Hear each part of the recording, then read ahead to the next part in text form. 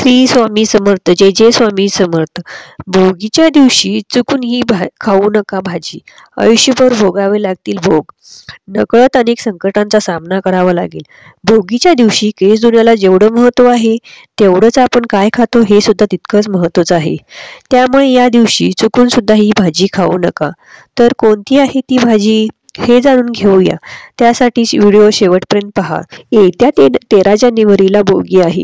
भोगी हा आनंदाचा आणि उपभोगाचा सण म्हणूनही मानला जातो. पण भोगी या शब्दाचा या सणाला दुसरा अर्थ आहे. जेव्हा आपण देवाला नैवेद्य अर्पण करतो तेव्हा त्या नैवेद्याला देखील भोग असे म्हणले जाते.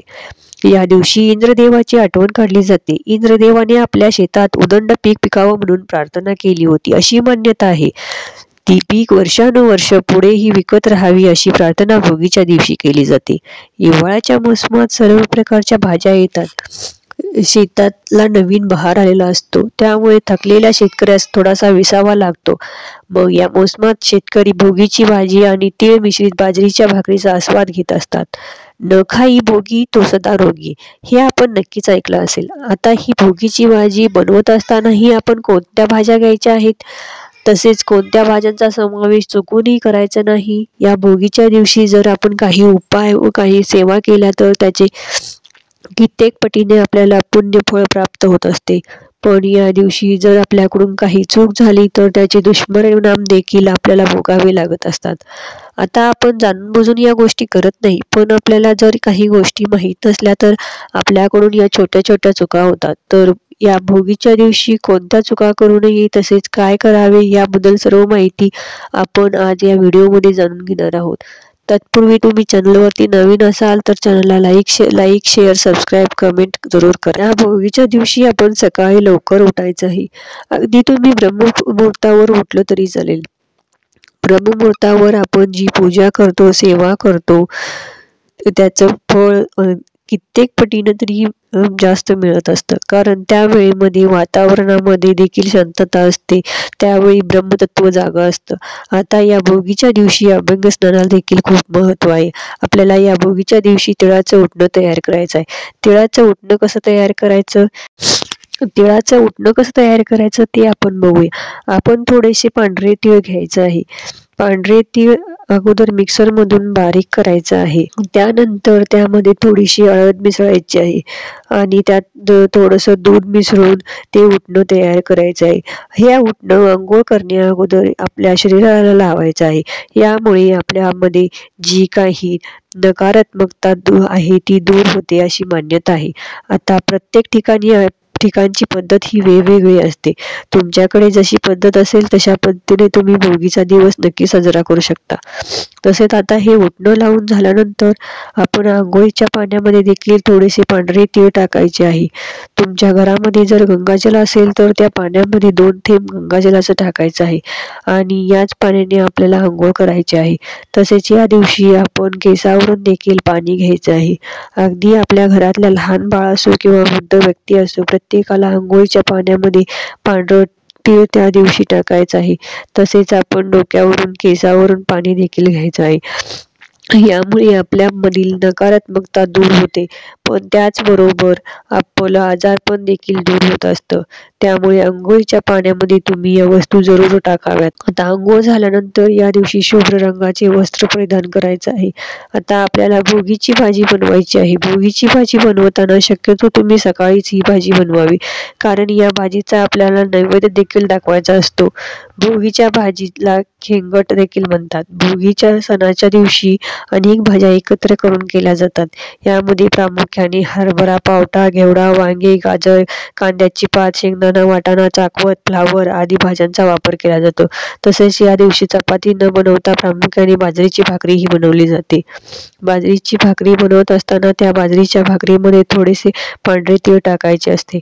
पीठ मळत असताना थोडेसे तीळ टाकावे किंवा अगदी भाकरी झाल्यानंतर वरून तीळ लावले तरी चालतील. तीळ लावलेल्या बाजरीची भाकरी या दिवशी बनवायची असते. पहिली बाजरीची भाकरी नैवेद्य दाखवायचा असतो. यासोबत लोणी, पापड, वांग्याचं भरीत, चटणी, खमंग, खिचडी करण्याची परंपरा आहे. खूप ठिकाणी बाजरीची भाकरी आणि भोगीची भाजी सुगडमध्ये टाकली जाते. अगोदर सुगड स्वच्छ पुसून घ्यायचा आहे आणि त्यामध्ये जेव्हा नैवेद्य अर्पण करत असतो तेव्हा सुगडमध्ये ही बाजरीची भाकरी आणि भोगीची भाजी टाकू शकता. हा नैवेद्य देवापुढे ठेवायचा आहे. सुगडमध्येच भाजी आणि भाकरी ठेवली जाते. हा नैवेद्य रात्रभर तेच ठेवायचा आहे आणि दुसऱ्या दिवशी हा नैवेद्य ग्रहण केला जातो. अशी सुद्धा काही ठिकाणी पद्धत आहे. आता तुमच्याकडे जशी पद्धत असेल त्या पद्धतीने तुम्ही करू शकता. पण आपण जेव्हा बाजरीची भाकर बनवत असतो, भोगीची भाजी बनवत असतो तेव्हा हा नैवेद्य प्रथम आपल्याकडे देवाला दाखवायचा असतो. तसेच आपण या भोगीसाठी ज्या दिवशी ज्या भाज्या बनवत असतो त्याचे देखील खूप महत्त्व आहे. वांग हे पातळ असल्यामुळे याचा वापर अनेकदा करू नका असं सांगतात. मात्र आयुर्वेदानुसार थंडीच्या दिवसात वांग्याचं भरीत व वांग्याची भाजी खाणे आरोग्यदायी आहे. शेंगदाणे आणि तीळ हे पदार्थ असून यामध्ये शरीराला अधिक ऊर्जा प्राप्त होते. याशिवाय खाण्याने त्वचेतील कोरडेपणा कमी होण्यास मदत होते. या भाजीसह दूध, दही, तूप, लोणी, ताक असे दुग्धजन्य पदार्थही खावेत, जेणेकरून शरीराला उष्णता निर्माण झाली तरीही पोटाला थंडावा राहील. शरीराला ऊब मिळवण्यासाठी भोगीची भाजी तयार करण्यात येते. तसेच या भाज्या खाऊन तुमची तब्येत देखील अधिक चांगली राहण्यास मदत मिळते. तसेच यासोबत बाजरीची भाकरी बनवली जाते. बाजरीचा हा उष्ण पदार्थ आहे आणि थंडीमध्ये बाजरी खाणे उत्तम मानले जाते. शरीराला उष्णता देणारी आणि कफनाशक असा बाजरीचा हा पदार्थ आहे. यामध्ये तीळ मिसळून बाजरीचे पीठ भिजवावे आणि त्याची भाकरी बनवावी. ही भाकरी भोगीच्या भाजीसह अप्रतिम आणि स्वादिष्ट लागते. दोन्ही उष्ण असल्याने शरीराला ऊब मिळून थंडी वाजत नाही. तसेच आपण पाण्यामध्ये तीळ टाकून अंघोळ करतो, यालाही खूप महत्त्व आहे. जानेवारीत थंडी पडलेला असतो त्यामुळे अंग फुटतं. गरम पाण्यात तीळ टाकले तर तिळाचं तेल पाण्यात उतरतं आणि ते शरीराला लागतं, त्यामुळे अंग देखील चोपट होतं असे सांगितले जाते. या दिवशी जुन्या वाईटाचा त्याग करून चांगल्या गोष्टी अंगीकारल्या जातात. वर्षभर काही चुकले असल्यास तिळगुळ देऊन क्षमा मागितली जाते आणि वर्षभर नात्यातील गोडवा टिकून राहावा अशी शुभेच्छा देखील दिल्या जातात. या दिवशी भोगीची भाजी झाल्यानंतर नैवेद्य अर्पण करत असताना आपल्या घरासमोर एक दिवा प्रथम प्रज्वलित करायचा आहे. एक प्लेट घ्यायचा आहे, त्यामध्ये थोडेसे अखंड तांदूळ टाकायचे आहे. त्यामध्ये मातीची पंती किंवा कणकेचा दिवा घेऊ शकता. या दिव्यामध्ये शुद्ध तूप किंवा तिळाचं तेल टाकायचं आहे. या दिव्यामध्ये चिमूटभर हळद टाकायची आहे. तसेच थोडेसे पांढरे तीळ टाकायचे आहे. मग 11 किंवा 21 तीळ टाकायचं आहे. देवाला हळद कुंकू लावायचं आहे, फूल व्हायचं आहे आणि देवाला नैवेद्य अर्पण करायचं आहे. तसेच देवाला नैवेद्य अर्पण करणे याला भोग चढवणे असे म्हणतात. त्यानुसार आपण कमवलेल्या कष्टाची मीठ भाकर देवाला अर्पण करून देवाकडे या दिवशी प्रार्थना करावी. भोग लावल्यानंतर नैवेद्य दाखवल्यानंतर देवाकडे प्रार्थना करायची आणि त्यानंतर तुम्ही ओम नमो भगवते वासुदेवाय या मंत्राचा 108 वेळा जप करायचा आहे. त्यानंतर तुमच्या आयुष्यातील काही अडचणी अडथळे असतील त्याबद्दल तुम्ही विष्णू भगवानांना सांगायचं आहे. मग घरामध्ये पैसा येतो, तो पैसा स्थिर राहत नाही किंवा मुलांची पाहिजे तशी प्रगती होत नाही, संतान प्राप्ती होत नाही, विवाह जुळून होत नाहीत, जे काही मनात आहे ती श्रद्धेने आपण विष्णू भगवानांना सांगायचं आहे. तसेच या दिवशी तुम्ही विष्णू सहस्रनामाचं पठण देखील करायचं आहे. यामध्ये भगवान विष्णूंच्या 1000 नावांचा उल्लेख केला गेला आहे. अगदी तुम्हाला काही म्हणणे शक्य नाही तर तुम्ही मोबाईलमध्ये लावून देखील ऐकू शकता, श्रवण केले तरी चालेल. पण या दिवशी आपण जेवढ्या सेवा करू त्याच्या कित्येक पटीने आपल्याला पुण्यफळ प्राप्त होते. आता या दिवशी आपल्याला काही भाज्यांचं सेवन चुकूनही करायचं नाही. कोणत्या भाज्या खायच्या नाही आहेत त्या दिवशी ते आपण बघूया. त्यामध्ये आपण मसूर डाळीची भाजी, भोगीची भाजी बनवत असताना घ्यायची नाही. अगदी आपण या दिवशी खिचडी बनवत असतो त्यामध्ये विशिष्ट डाळींचा समावेश करतो असतो, मग यामध्ये आपण मसूर डाळी चुकूनही टाकायची नाही. या गोष्टीचा आपल्याला काळजी घ्यायची आहे.